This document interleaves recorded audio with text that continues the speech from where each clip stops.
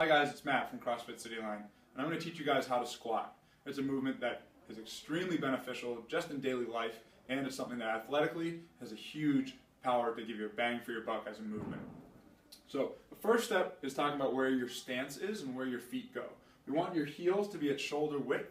That means that if I put my thumbs on my shoulders, I want my heels to go right underneath my thumbs. Next is that my toes can be just slightly turned out, just a little bit for now.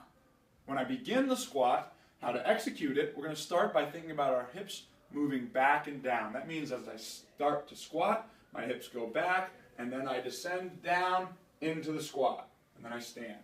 So that's the first piece. And next piece is that the weight is going to be in our heels.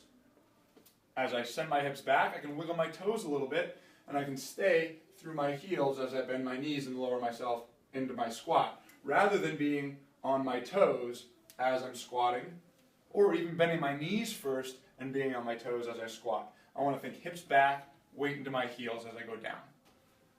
Next is that our knees are in line with our toes. That means that as I squat, we said our toes can be slightly turned out. As I begin to squat, I'm going to see that my knees push out to the sides. Just like I see here, my toe is out a little bit, my knee is out a little bit. That's where we want to be. Now that's not the same as hips going back and down and then knees pushing way far forward.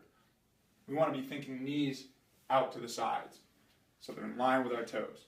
How low do we go? Depth. Eventually, we want you to get to the place where your pocket goes below the top of the knee.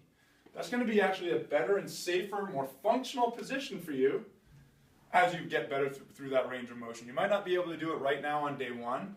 Maybe you put something underneath you and you sit down under like a chair or a box or a medicine ball if you're in a gym. But you make your way lower and lower every time that you work through squatting.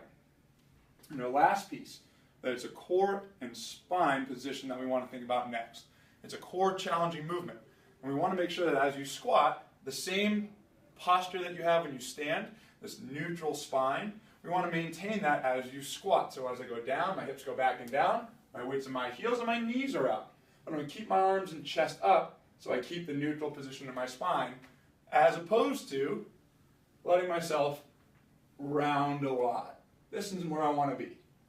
This is arms and chest up as I go down and up through the squat.